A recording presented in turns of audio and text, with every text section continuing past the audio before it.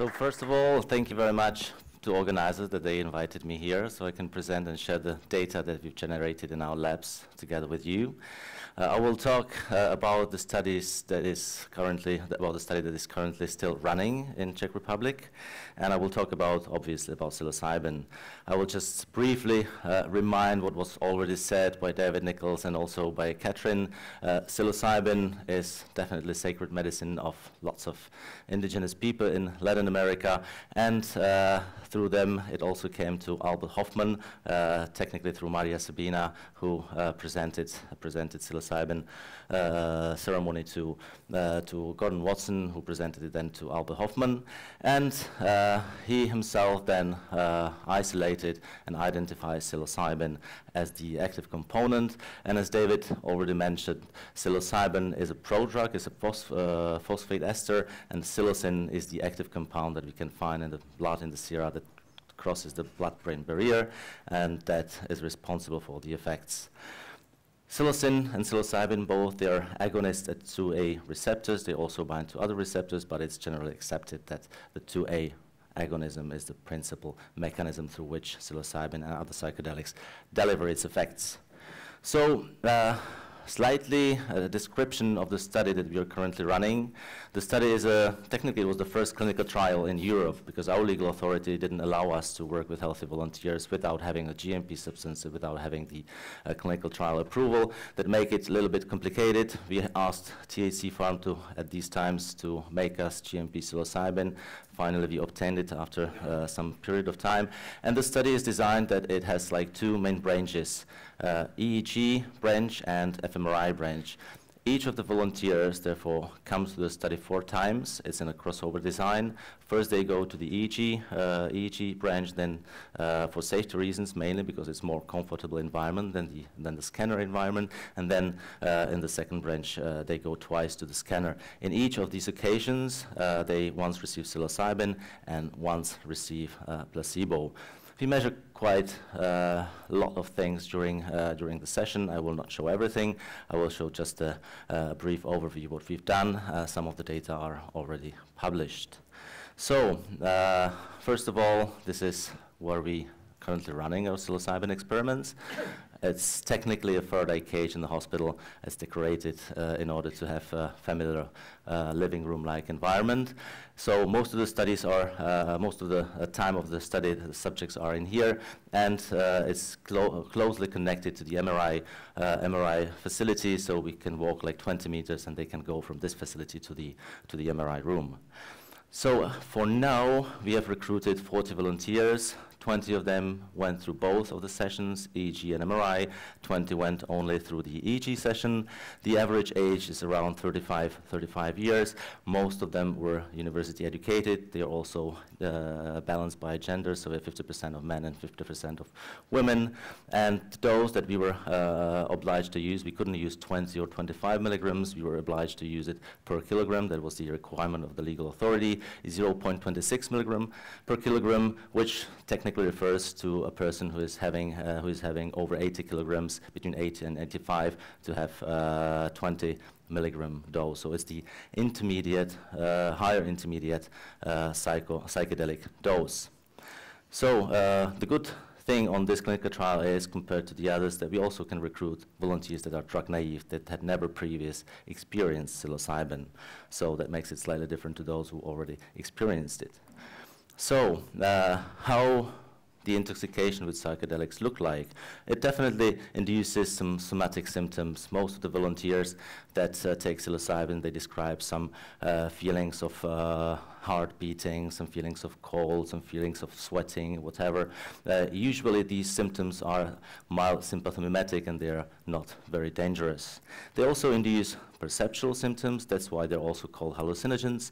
That's the effects on that they induce illusions, pseudo-hallucinations, and technically in very advanced state, theoretically also hallucinations, but this is not typical for psychedelics.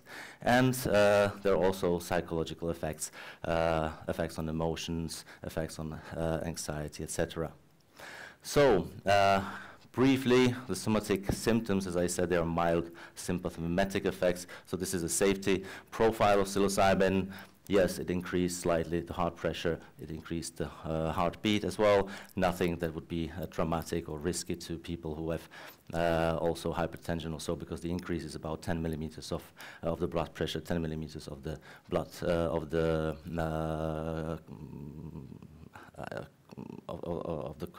copram AG. So the other part of the symptomatic effect is technically visible. We can see on their eyes, the left, or the volunteer on the left, we can see that he has quite pronounced mydriasis compared to sitter, which is on the other side. They're facing the same direction to in front of the window, so there's a clear mydriasis in this one. We also observed in something which is called anisocoria, which refers that the pupils are of different size in different in each of the eyes. So how we can measure this, the psychological effects? The most frequently used scale is so-called altered states of consciousness scale, and this first part of the study from which I will present these results, it's the older version, so it's not the 5D, but it's divided to 4 clusters. The first one is oceanic boundlessness, which refers mainly to positive-like symptoms, and there is a presentation of one of the volunteers, what he experienced during the session. The second one is dread of ego dissolution, which is related to mostly anxious-like effects. And again, I can show you something that one of the volunteers had experienced. And the final one, of course, is visionary reconstruction that refers to the perceptual effects. And again, one of the symptoms, or one of the volunteers, what he had presented. The scale has also so-called additional scale, which refers to the magnitude of the effect, which is technically all previous scales plus some additional points. So what psilocybin did in our volunteers, something that has been already shown by many others, it did increase all the 3 main scales, most significantly on the visual subscale and oceanic boundlessness. There was less anxiety compared to the other scales, and the additional scale referred to intermediate effect, which is correct. When you put together with data we have from other volunteers with ketamine and cannabis from our studies as well, we can see that compared to ketamine, which is the blue line, it has much more visual effects, but to the same extent oceanic boundlessness, anxiety, and the intensity, cannabis is definitely much weaker. But we had 2 very interesting experiences in 2 subjects. This is the first one. It recently happened a few weeks ago that he came to the lab, he went to the session and experienced brilliant psychedelic experience, and everybody was thinking, okay, he got the active dose because he can recognize it. And then he came a month later for the second session and received the other dose. Everybody was expecting that he will receive the active, the placebo, and he technically received the active dose. So here we have a nice placebo responder who had a very full, long-lasting placebo effect on during the session in psilocybin in our session. The other thing that were also surprised to see is this. This is not missing data, but this is psilocybin non-responder. It was a 48-year-old woman who take 17 milligrams of psilocybin, and there was technically no effect. Just to give you an idea how another woman of the same age with the same dose of psilocybin looked like. So this is the effect of the same dose in another woman of the same age. So we were quite confused what's going on, and that's not that typical to see psilocybin non-responders. And we had a look on plasma levels, and at least you can see that the kinetics of psilocin is very different in the particular volunteer that had no plasma psilocin levels 1 hour after, and it seems to increase much slowly compared to the normal kinetics of psilocin, and still it was present at the end. The only symptom that we detected during the session was that at the end she lost the cannula to collect blood, so we had to re-inject some needle in order to collect the blood, and she had this vagal response, so she felt dizzy and like slight dizziness and weakness, so she had to lay for about 20 minutes, which was much longer than normally on a bed in a flat position, and that was the only effect. So then she referred it happened once more when she traveled home in the car, but that was the only effect that we retrospectively identified. So very interesting to see that also there might be placebo. That might be also psilocybin non-responders. Later on, we excluded her from the study because a few months later, she referred to us, well, I had some problem with liver, so I visited a doctor, and they found she has polycystic kidneys and polycystic liver as well. So something unexpected and that you normally do not examine when you examine the volunteer, so there's definitely something. But I would point out also that's a woman, and we have published already a paper in animals with psilocybin. We also did the same with LSD. And what we have found was a study comparing the effects of psilocin in male and female rats, and in female rats in different stages of the cycle. And what we have found out, this is locomotor activity, and psilocin in males, this is the white column, decreases the locomotor activity quite dose-dependently. The similar pattern can be seen in all groups, but as you can see, those which are in the middle, the columns, they seem to be almost not responsive to the locomotor inhibitory effect. And these rats were actually rats during estrus phase when they have the highest levels of estrogenous hormones. And the same thing happens for the pre-pulse inhibition, and the same things we observe for LSD. So it seems that the female hormones, especially during the phase where we can expect ovulation, might be somehow protected from the effects of psilocybin and other psychedelics, and contrary during the phase when they have the menstrual phase, when the plasma levels of these hormones are low, they might experience much stronger effects. And if you look into history how traditional tribes and indigenous people use these psychedelics, they avoid women to take psychedelics during the menstrual phase, which theoretically might relay to these effects on estrogenic hormones. So we have the data from human volunteers, but we didn't find a robust effect. We found slight effect that estrogen might correlate with the effects, but we need more volunteers in order to prove this. So that's a hypothesis. So the other scale that is used not so frequently to measure the intensity of effects of psychedelics is the hallucinogen rating scale, the one that was used by Strassman for DMT. I just show it here. I just took the data from Strassman's study and plotted in the same way as we plot psilocybin, and actually we got the same image of DMT and psilocybin, different doses, so it's definitely the experience is very much likely the same as with DMT, only that it lasts a very different time due to the kinetics of the two drugs. So everybody knows that psychedelics have some effects on visual perception. It's very important when you do some other tests to be sure, especially if they do tests on a computer on the screen, that the subjects really see what they should see, if they respond to what they should respond to. So we've introduced a small test to these volunteers before we ran these cognitive tasks and also during the peak experience, and we asked them to watch videos like that. There were moving images or non-static and static presentations, and we asked them to click and identify whether they see an object or a face and whether it's morphing or not. And what we've observed, of course we presented static ones, and what we've observed that during the peak effect, subjects were identifying objects that were static as they were moving. This was not present later on during the phase after 2 hours, but during the peak we can clearly see that this is an objectivization that the subjects were having visual perceptual effects. We know that Katrin also spoke about music and perception of music, and Mendel talked about music. So at the first stage we also wanted to do some studies on music, but we wanted to decide which music would be interesting or pleasant to the subject that went through the study. So we present them different styles of music, from punk and ministry and electronic music up to psytrance music and classic music. And what we have found out that classic music was the most liked or the most pleasant music, and it was a visual rating scale from +3 to -3, they rated the music. But psytrance wasn't that much. But what happened when psilocybin was administered? Classic music still rated very high, but there was most dramatic increase in liking the psytrance electronic music, which is the first proof what obviously everybody knows that people go for psytrance music and they take psychedelics, but it's the first proof of it. I don't know why they didn't like Ministry. I like them a lot. That was an amazing experience to listen to Ministry on Psilocybin, but people probably don't think.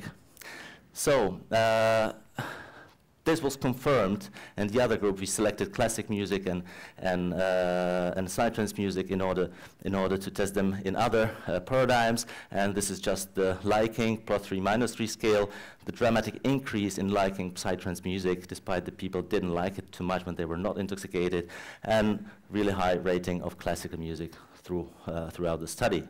There were also, this is preliminary data, how it looks like using the GEMS scale that Mendel used. There was some increases in wonder, transcendence, and power, and joyful activation, especially in psytrance. The joyful activation wasn't there that much visible in the classic music, and there was less of peacefulness compared to psychedelic music. The interpretation will come later on. This is just like the first data on how subjects perceived music. We also know that most of the psychoactive compounds somehow affect perception of time. So one of our first tests, probably everybody knows that cannabis, for example, slows down the perception of time. Amphetamines, they speed up. So what psychedelics do? I remember one video of a lord from UK who went through mescaline experiments, referring that he was outside of time, moving from one time to another. But we used a temporal bisection task in order to measure how subjectively subjects perceive different intervals of time. We were presenting them on a screen, a square that lasted, the presentation lasted from 1 second to 3 seconds or somewhere in between, and they should decide whether it's closer to 1 or closer to 3 seconds. And what we've actually found that the interpretation that the curve shifted a little bit to the right, that the longer intervals were perceived as shorter. It would be difficult to say that they perceive time faster, but they definitely subjectively perceive longer intervals as shorter. So that's also referring to perception. So our study was approved as a model of psychosis. Otherwise, we wouldn't get the permission, because the risks and benefits for the clinical authority, for the regulatory authorities, wouldn't be that good. So we also had to measure objectively the psychotic-like symptoms, and psilocybin induced traumatic increase during the peak experience in thought disturbances and hallucinations on brief psychiatric rating scale. That effect was present still at 2 hours or 3 hours after, and then it worn off. Here we also see some anxiety before taking a drug and some placebo responders, but that was without this big placebo responder you saw before. The effects were correlated with the plasma levels of psilocin, so yes, we can say there are psychotic-like symptoms induced by psilocybin intoxication. Again, comparison with other drugs, psilocin induce symptoms very similar, at least in some scales, to ketamine. Ketamine seem to be more pro-psychotic, and cannabis even much less pro-psychotic. So are there any biomarkers of cognitive processing that we can measure during this that would prove that there are some resemblances and that will tell us how the brain works theoretically in psychosis and also in psilocybin? One of the measures that we can do is to measure evoked potentials. There are different types of evoked potential. When you present a stimuli, for example, an auditory stimuli, the brain processes it through the early phase, which are early sensory potentials. Then there is a cognitive processing coming on. First part is so-called pre-attentive, and then it's coming the attentive processing. So the attentive is when you focus your attention on what's going on. And we can measure these reactions in the brain, and we can identify some waves which are describing this particular information. The most frequently known evoked potentials, cognitive potentials, are P300 and mismatch negativity. P300 is the cognitive component, attentive component, mismatch negativity is the pre-attentive. Technically, the paradigm looks very much the same. We presented them with stimuli like beep, beep, beep, beep, beep, beep, beep, and there's a deviant stimuli. In the P300 paradigm, you just ask the subject to focus attention on the deviant stimuli. In mismatch negativity, you try to focus his attention somewhere else, and the brain detects the stimuli himself. And what we've seen, that psilocybin attenuated the P300 potential, decreased the P300 wave, but there was no effect, and this effect was correlated positively with the intensity of effects on visual scale and dread of ego dissolution scale, but this effect was not obvious for mismatch negativity. This was already shown by the group from France from Invader that there is no effect on mismatch negativity.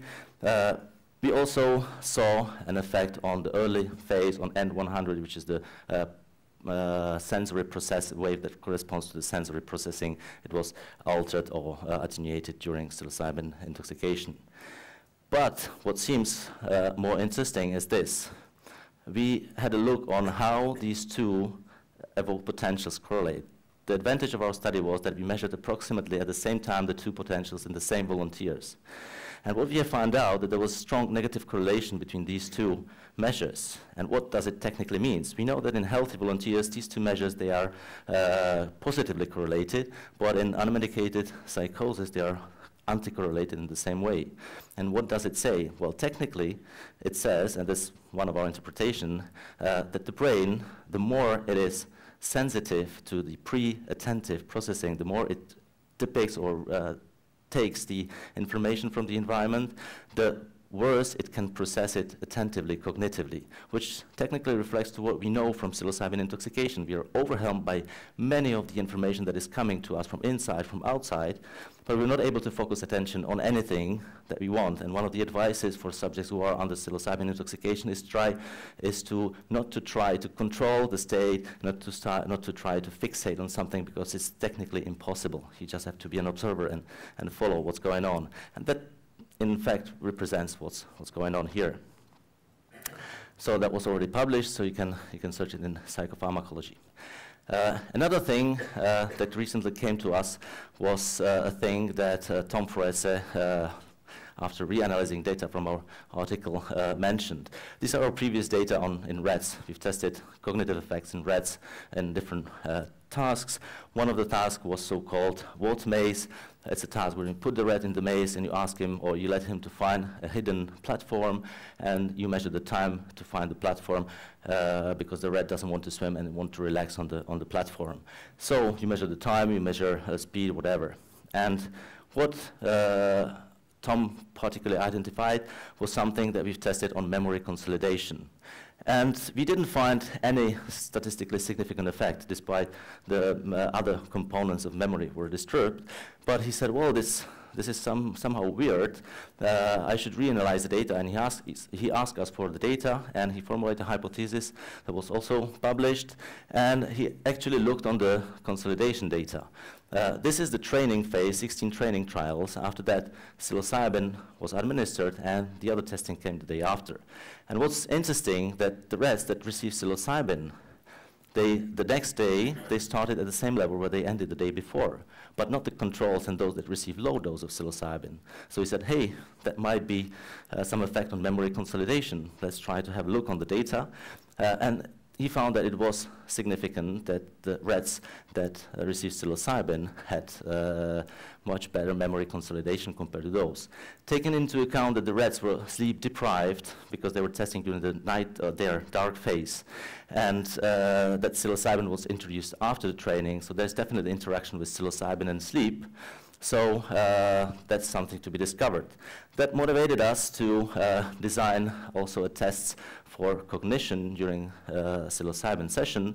And the two tests was one which is called Groton Maze. You just have a chessboard like that, and there's a hidden pathway that you have to find out how it is. And you train yourself in order to achieve and memorize and remember how quickly you can get, as quickly as possible you can get from this point to this point.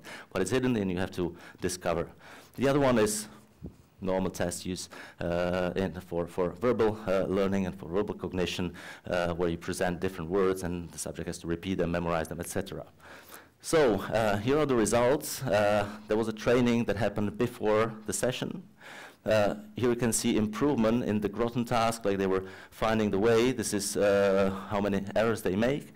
And then we asked them, after the end of psilocybin session, 6 hours after taking psilocybin or placebo, to repeat it. So this is like a partially memory consolidation, partially long-term memory.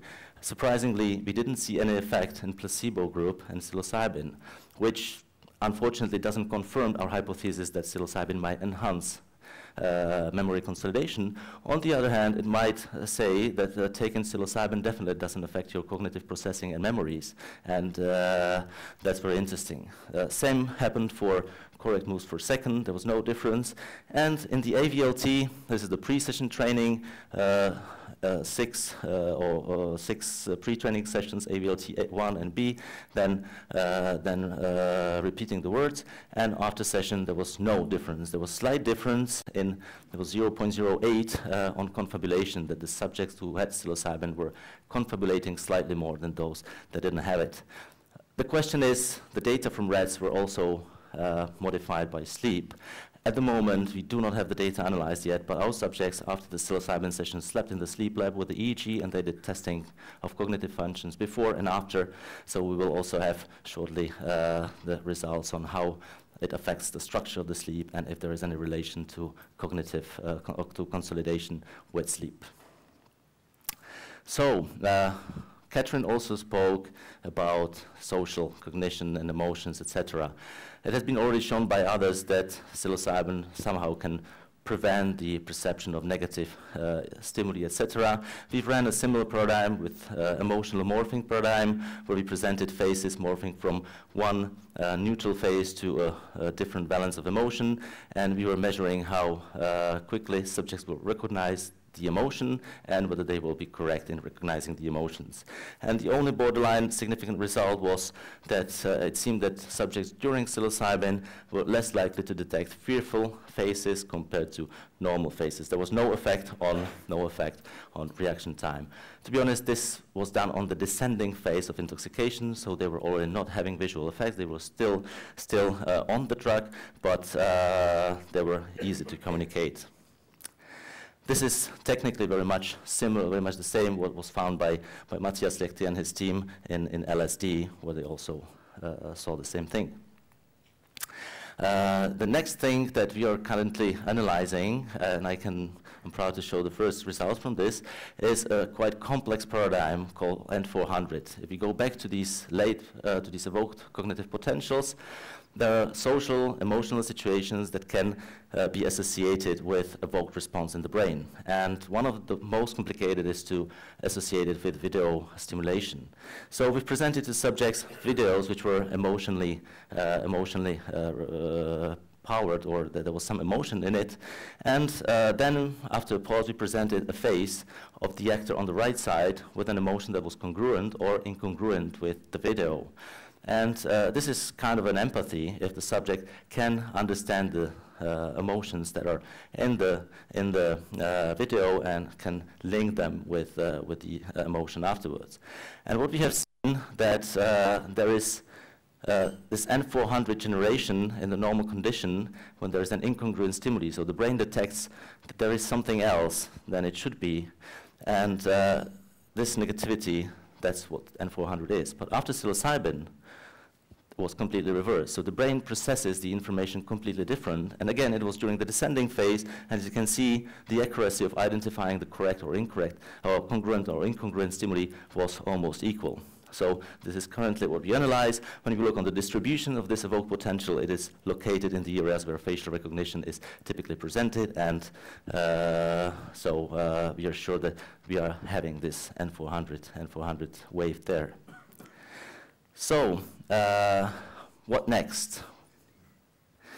We know that psilocybin is affecting 2A receptors. We've heard really nicely from Catherine and from David how it affects the brain processing. So, we know that there are structures in the brain. There's a structure in the brain called thalamus, which seems to filter the information. We know there's a cortex that processes the information. And what psychedelics do, technically, they can turn off the thalamic filter, so we get much more information into the brain, and the cortex of the brain is excited more than in a normal state, so it receives more information at the same time is more active. And that's why probably most likely we see we have this altered perception of reality. So what's behind it? We also did this MRI part. These are data also from the first part of it. It's only 14 volunteers, so we are going to extend it for more recently. So we have looked on connectivity of brain networks. And actually what we have found out that the thalamus has increased connectivity with the rest brain. That technically really fits with the hypothesis what psychedelics do. The problem is that we do not have that much control about drowsiness during the placebo in the scanner, which always can confound these findings.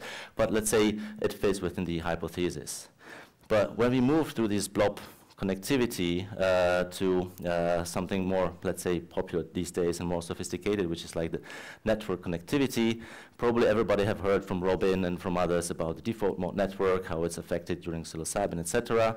Our colleagues formulated the hypothesis that there are three networks. One is the default mode network, which is activated during resting when we have internal processes. The other one is task-positive network, which is activated when we perform some cognitive or whatever activity. And the last one is a salient network, which seems like a switch between the two. How technically it works in reality. Normally, either you have activated default mode network, then you probably do not have activated central executive network. So these two networks are anti-correlated. They do not run at the same time. And what happened during psilocybin intoxication? I show only data for posterior cingulate, but all of the hubs of default mode network increased connectivity with task-positive network. What does that mean, again? Well, it brings more chaos into the brain, so the internal processes are at the same time running as the processes coming from the external sources. And this is, in fact, similar thing that was found by others in psilocybin using MRI, different approaches, and also the integrity of the salience network was decreased. In Robin's study, it was associated with ego dissolution. We didn't observe this. There was still a small number of volunteers, so we are increasing it, but it seems it's fitting within all these hypotheses, and also fitting within the hypothesis that the brain is much more disorganized, much more connected, as is described by this famous picture from Robin's lab. How about EEG? The most of the findings that are presented now about serotonergic psychedelics, they show a decrease of the alpha activity in occipital regions. This data are from MEG, but the data from microcometer show the same on alpha activity. It's here. Robin showed a broad decrease in brain activity in humans. Well, we did the same study, but we look on the temporal phase. And this is what happens in the brain. 50 minutes after ingestion, there's a dramatic decrease of alpha power in Loretta, a little bit of a theta, and there's a dramatic increase in the gamma power. I would not interpret this gamma increase, but I would like point a little bit attention to it, because we know it's contaminated by muscle activity, and to exclude muscle activity seems to be quite difficult. This happens 90 minutes after. The effects are not so profound, but they focus only to alpha. There's still some gamma activity increase, and we know that subjects became more relaxant when they are in the peak, not during the onset, because 60 minutes or 50 minutes is the onset. 180 minutes, still some changes, less pronounced. 6 hours after, nothing. I go to the next slide, which is from, again, our animal data. We've worked a lot with animal EEG, different psychedelics, and what we see in most of them is that psychedelics induce a decrease in brain activity in EEG power. This is our new tool to map EEG activity on the brain of the rat. But I would like to point on these small red areas, here in theta and here in alpha. Technically, it led to an increase of gamma and theta activity in frontotemporal regions. That's something what we would expect from all psychedelics, from ketamine, that it increase the cortical processing, because gamma activity is referred to cognitive functions and cortical processing. And these data are recorded directly from the cortex. So it's very likely that also psilocybin and other psychedelics have some gamma component in the data, but these days it's very difficult to interpret because of the muscle contamination. So in our subjects, the effects on Loretta were correlated with the intensity effects and with oceanic boundlessness. We didn't find threat of ego dissolution with the anxious part, or as Robin found with the dissolution of the symptoms that he described. I forgot the name right now. So the last thing I want to show is here is the channel pattern in connectivity. We measured the connectivity same. We analyzed the connectivity same during the different time epochs of the session. And what I want to point out here, this is not statistically significant. This is overall connectivity in between all Brodmann areas. And I put the threshold a little bit lower than would be for significant results in order to see what is the direction of change. What we can see that psilocybin during the first 3 hours did one pattern of change, but 6 hours after, it seemed to shift the brain to another state. So, and this is the time when they were already back on Earth and in contact. So there was a general pattern of disconnection in the alpha frequency bands during the peak of the experience, but at the end, there was an increase of the connectivity. There's some mismatch in the alpha 2, but in the delta band, it was completely reversed. So it technically fits into the hypothesis that psilocybin or psychedelics might take us through one functional state of the brain to another one, which is different to the state where we entered to, which we had before the experience. So I would like to finalize with a slide. Since this was a clinical trial, we had to prove the safety issues, so we also used the Rolando Griffiths persistent effect scale. And we technically confirmed what he saw. There was most likely positive ratings of the experience 1 month after having psilocybin, and that it's quite safe and most meaningful experience, etc. So I would like to thank to all people that participated in our psilocybin research, and I would like to thank you to your attention, also to thank all the volunteers who were there, and I would like to thank you for your attention. This is technically Psilocybe bohemica, which is found around these times in Czech Republic, and say hello with words with one of the volunteers that was participating in the study. So thank you.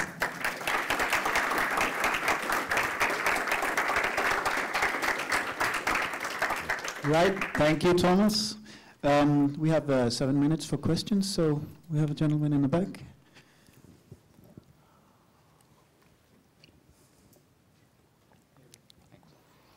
Thank you for your talk. In the 1950s, when the psychedelics were first popularized among the psychiatric community, there was a kind of a big hope that there would be a model for psychosis. And then that theory died out throughout the 60s and the 70s. Based on your research and your experience, do you think there could still be a valid model of psychosis, both neurobiologically as well as phenomenologically? Thank you. Well, that's a difficult question. There are definitely symptoms that can be identified as those that we can see in psychosis. Franz von Weiler mentioned that it resembles the early stages of psychosis, which technically is true. When subjects have the first episode, they usually have ecstatic feelings, they become messiahs or Jesus, or they talk to the God or whatever. So it might be very much like similar. During the later phases, when the cognitive decline appears and the pharmacotherapy gets into it, it's very hard to think about it. I have my own hypothesis how it might relay, and this has to be proven. Technically, the high on psychedelics, I don't think, I'm a clinician as well, and I don't think that's what most of the psychotic people experience. But I had an interesting thought when I was in a ketamine study, and the ketamine infusion was over, and I was sitting in the office, and I get suddenly to a state where everything was slightly weird, different. I didn't understand why. I wasn't in touch with the reality, and the things might have different meanings, etc. And in ketamine, it disappears quite quickly. But can you imagine if you stay in this state for a prolonged time, which doesn't stop? Then you start to think about cognitively and the mechanisms to identify why these things look differently than in reality. And it might be a basis for formation of delusions, etc. So, and all these symptoms that are typical for psychosis. So, from my perspective, and that will be very interesting to study, I think, to study the ascending phase of psychedelic intoxication and to look at this phase on the psychotic-like symptoms and cognitive functions. And then I think this is a very short window where we can think about, yes, this is a model of psychosis. There are no visual effects. Schizophrenics usually do not have visual hallucinations. They have auditory hallucinations or tactile body hallucinations, etc. And this still can be there, strange body sensations, strange perception of reality, which difficulties in experiencing or presenting your ideas, your thoughts, like this is thought disturbance, typical present there. So that's my hypothesis. Definitely the acute state could be a model of only few ecstatic-like first episode psychosis, or it could be also present in mania, psychotic mania. So, so that's what I think about it. It's definitely not an ideal model, but phenomenologically we can see these things and we can study the processes in the brain, which pretty much seem the same as in psychosis. As I saw for the ERPs, technically they behave the same. Psychotic patient is taking too much information from the environment, but is not able to focus his attention on anything. So it really fits in how the brain processes the information during psychosis and during psilocybin intoxication. Question. Thanks for the excellent talk about when you had the 3 different hypothetical drug-induced psychosis models, the ketamine, psilocybin, and cannabis. I was surprised how low the ratings were on the cannabis. When it said recreational users, what doses of THC and what? We had an ecological valid model of smoking because we didn't want to run a clinical trial. So we asked the subjects to come with their own weed after smoking their own dose, and we analyzed for the content of THC and CBD and other cannabinoids, also the plasma levels, and that's technically something that's a real intoxication. So we didn't give them a huge dose, and to be honest, we were really surprised that in many subjects, after 30 minutes after smoking, there were no measurable levels of THC in the blood, especially in women, but they subjectively feel or felt intoxicated. That was very interesting, and so we had to exclude quite of them because they had no measurable from the other analysis. We're currently finalizing a paper with these data from cannabis volunteers on, there will be also P300 and some cognitive performance task and trial making task, and that's really interesting. So yeah, subjects normally, or people normally don't smoke cannabis in order to black them out or to have these very profound psychotic-like experiences. And most of the studies using THC or smoked cannabis use very high doses, especially for recreational users. Any further questions? All right. Then let's give a big hand to Tomas. Thank you.